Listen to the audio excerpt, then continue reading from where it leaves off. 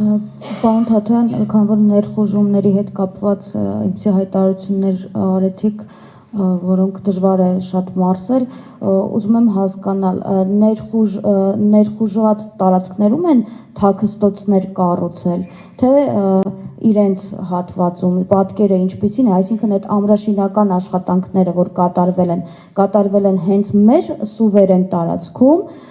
եւ նաև ասացիք, որ ամեն կերպ պայքարելու եք, պայքարելու ձևերից մեկն էլ կարծեմ համարում եք միջազգային քրեական դատարան հայցեր ներկայացնելը եւ իշխանությունը գիտեք առհասարակ հայցերը միջազգային ատյաններից հետ քաշելու ճանապարհով է գնում։ Ինչպես եք դա պատկերացնում, ինչպես եք անելու, այս հարցերին եթե պատասխանեք նաև ներքաղաքական հարցեր տամ հետո։ Շնորհակալություն թաքստոցների հետ կապված, նայեք, եւ մեր տարածքների։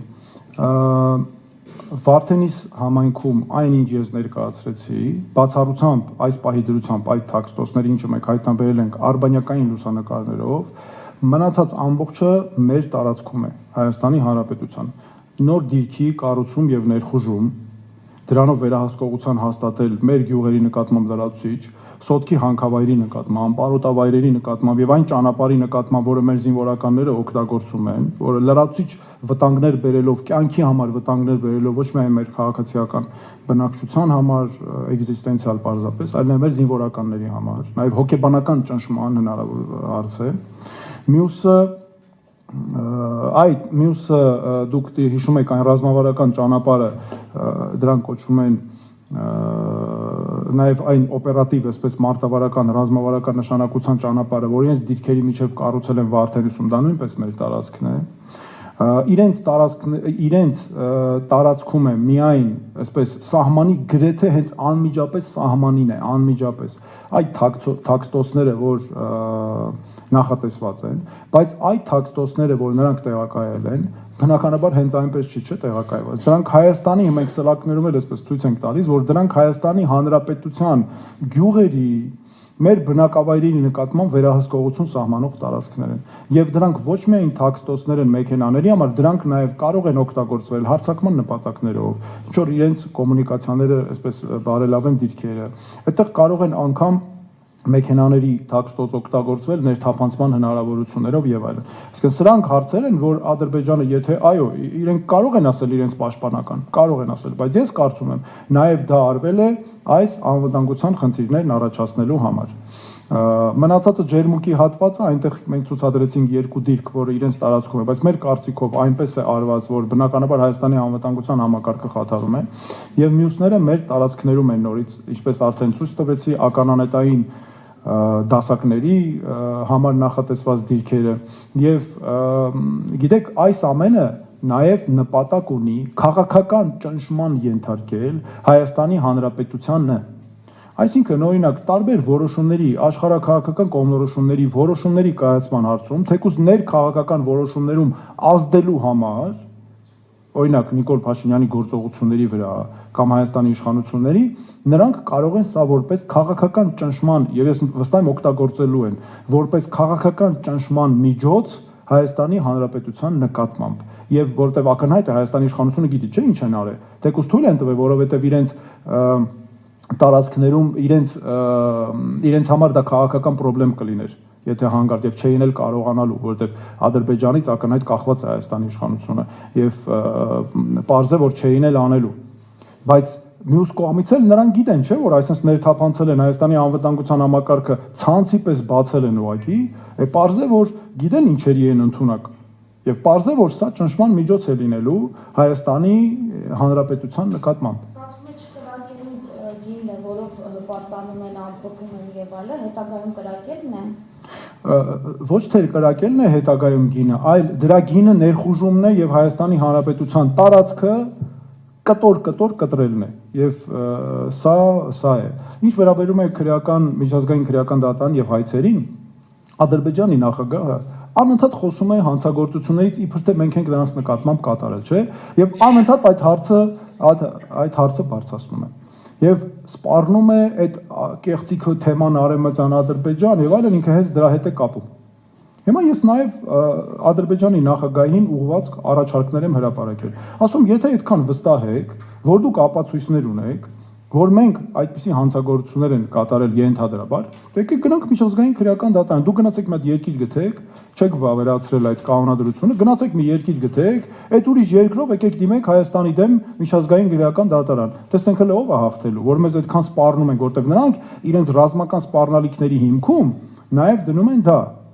Իսկ Հայաստանը վավերացրել է միջազգային քրեական դատարանի կանոնադրությունը, բայց այս իշխանությունը, չգիտես ինչի, այդպես վավերացել է ու դրել նստել է վրան։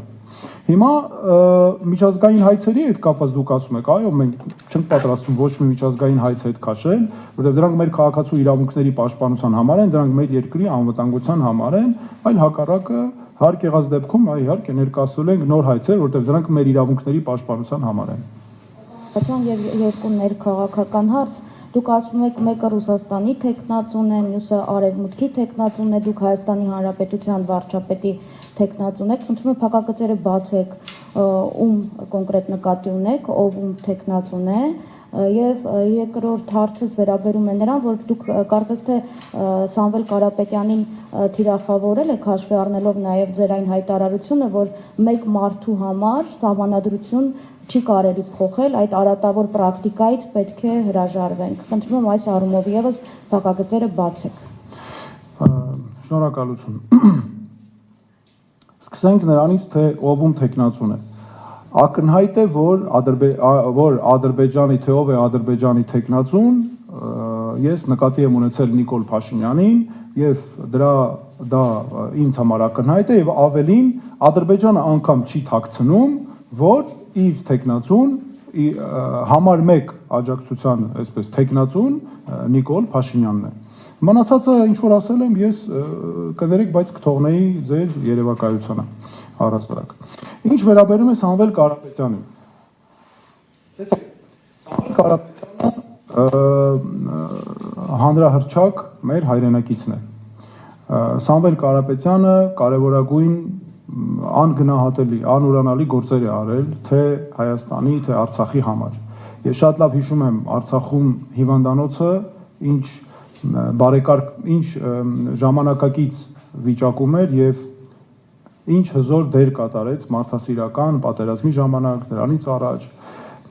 Ավելին անգամ մեր Արցախի բալիկներին նաև Սամվել Կարապետյանը հատուկ բարեգործություն էր անում, դրանք ես վերջերս դրա մասին իմացա, որը միայն հարգանքի արժանի է, եւ մենք պետք է հպարտանանք միշտ մեր հայերով, մեր ազգակիցներով, որ նման բարերարներ ունենք, ավելին հիմա նաև Սամվել Կարապետյանը անցնում է շատ իմ կարծիքով խոշոր իրավունքների կոպիտ խախտումներով, անօրինականություններով, ապօրինի դատապարտումը,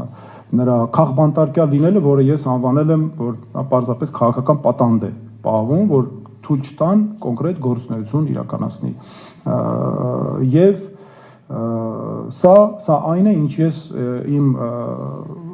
մտածում եմ Սամվել Կարապետյանի մասին, նրա գործունեության մասին եւ բնականաբար իմ կարծիքով սա միայն հպարտության արժանի է եւ նաեւ նրա աջակցությունը հայոց եկեղեցուն նույնպես ունի անուրանալի նշանակություն։ Բայց եկեք մյուս կողմից նայենք։ Խոսքը նախ եկեք այսպես քննարկենք։ Հայաստանի Սահմանադրության փոփոխության հարցը։ Ես որպես իրավաբան խնդիր եմ տեսնում իհարկե նրանում, որ մեկ մարդու համար առաջարկվում է փոխել Սահմանադրություն։ Դա ինձ համար անընդունելի է։ Հայաստանի Հանրապետության խնդիրների արմատը հենց նրանում է, այսքան տարիներ, որ ամեն ղեկավար փորձել է իր համար հարմարեցնել Սահմանադրությունը։ Դա ինձ համար անընդունելի է։ Սահմանադրության պահանջը պատահական չէ, որ ամրագրվել է եւ դա պետության անվտանգության համար է կարևոր, հատկապես մենք այսպիսի իրավիճակում ենք գտնվում, որ նման մարտահրավերների պայմաններում իմ կարծիքով դա անընդունելի է եւ այո, ես ճիշտ չեմ համարում դա անելը։ Եթե Սամվել Կարապետյանը եւ նրա ղեկավարած ուժը կհավաքեն այնքան մեծամասնություն, մեր ժողովուրդը կտա մանդատ, որ կկարողանան լուծել այդ հարցը, դե այդտեղ ասենք ինչ կարող ես անել, մեր ժողովուրդը տվել է մանդատ, հարցը կլուծեն, բայց ես ինքս դա համարում եմ խնդրահարույց, սխալ եւ Կարծում եմ այդպիսի որոշումը Հայաստանի Հանրապետության կոնկրետ իրավիճակում շահերի տեսանկյունից ճիշտ չէ։ Հիմա մյուս տեսանկյունից էլ եկեք քննարկենք։ Նայեք, ժողովուրդ ջան, մեր նպատակը այս ընթացքում որն է։ Անդիմության նկատի ունեմ եւ իրական անդիմության մեր բոլորի նպատակը, իսկ ես նաև Սամվել Կարապետյանի նրա ղեկավարած ուժի, նույնպես այնտեղ հայրենասեր մարդիկ շատ կան եւ այսինքն ում որ ես ճանաչում եմ հայրենասերներ են եւ նրանք բոլորիս նպատակը այնպես անելն է, որ այս իշխանությունը չկարողանա կառավարել 2026 թվականից հետո, իսկ մեր ուժի նպատակն է եւ հաղթել ընտրություններում նաև հայտարարված այսպես նպատակը։ Հիմա այդ տեսանկյունից երբ ես նայում եմ, թե մենք ինչ գործողություններ պետք է չանենք։ Մենք չպետք է անենք գործողություններ, որոնք Նիկոլ Փաշինյանը օգտագործում է որպես հաղթաթուղթ, կոզր, այսպես ասած։ Եվ ինչը նրան հնարավորություն է տալիս նրան դրական միավորներ է տալիս եւ նա կարող է օգտագործել իր համար։ Տեսեք, 2020-21 թվականի ընտրությունների ժամանակ ինքը ինչ արեց։ Նախկին ներկա դիսկուրսը տարավ եւ մարդիկ գնացին անգամ Նիկոլ Փաշինյանի եւ նրա իշխանության համար քվեարկեցին, ոչ միայն նրա համար, որ նրանք Նիկոլ Փաշինյանի որոշ մեր հայրենակիցների մի մասը նրա օգտին քվեարկեցին, այլ որ դեմ էին, որ այսպես կոչված նախկին իշխանությունները կոնկրետ դեպքում խոսքը վերաբերում է գլխավորապես հանրապետության երկրորդ նախագահ Ռոբերտ Քոչարյանին, որպեսզի նրանք վերընտրվեն։ Հիմա ինչ է անելու եւ ինչ է անում Նիկոլ Փաշինյանը շատ ակնհայտ է։ Նրա քաղաքական հենասյուները որոնք են։ Ես դրանք ասել եմ, 3-ն են, որի շուրջ նա ամբողջությամբ կառուցել է իր օրակարգը։ Ռուսներ, նախկիններ, հայոց եկեղեցի։ Եվ նա սրա շուրջ է ամբողջությամբ գործում։ Օրակարգերը նրա քաղաքական, մի հատ ուշադրություն դարձրեք, ամբողջությամբ սրա շուրջ է։ Հիմա նա այս ընտրությունների ժամանակ այս ընտրարշավը դարձնելու է օտար ներկայացուցիչներից Հայաստանը փրկելու արշավ։ Կոնկրետ դեպքում Ռուսաստանի գործակալներ եւ այլն, ինչ ասած կարող է անունը դնել, դա երկրորդական է իր համար, ինքը իր օրակարգն է սպասարկում։ Եվ ինքը ներկայանում է սա, ես կարծում եմ ինքը սա շանս է իրեն դիտում, որպեսզի ներկայանա Հայաստանի փրկչի կերպարով, որ ինքը փրկում է Հայաստանի ինքնիշխանությունը։ Սա ակնհայտ է։ Հիմա տեսեք այս պայմաններում, որ մենք այսքան անվտանգային մարտահրավերներ ունենք, ներխուժումներ, տարածքներից մեր անընդհատ տարածքների գրավումներ Ադրբեջանի կողմից, ինչ ինքնիշխանության փրկիչ Նիկոլ Փաշինյանից։ Մեր ինքնիշխանությունը կործանում է նա ուղղակի։ Մեր անկախությունը մսխում է, կործանում է, մեր ինքնուրույնությունը, մեր ազգային ինքնությունը, մեր ազգային պետությունը ամեն օր կործանում է նա, ամեն օր մսխում է։ Մենք ինչի շանս տանք այս մարդուն, որ ինքը գնա ասի ես Հայաստանի ինքնիշխանությունը փրկողն եմ։ Ես Հայաստանը փրկում եմ ուրիշ երկրների քաղաքացիներից, կոնկրետ դեպքում վերանանք օրինակ Սամվել Կարապետյանից։ Ես այսպես եմ այս հարցը դիտարկում եւ իմ այս որոշման, դիրքորոշման մոտիվացիան հենց սա է, որ կարծում եմ մենք պարտադիր պետք է նկատի ունենանք եւ Նիկոլ Փաշինյանին որևէ անգամ չտանք մեր հանրությանը մոլորեցնելու, սպեկուլյացիայի ենթարկելու, նաեւ միջազգային հանրությանն էլ որևէ շանս ու հնարավորություն։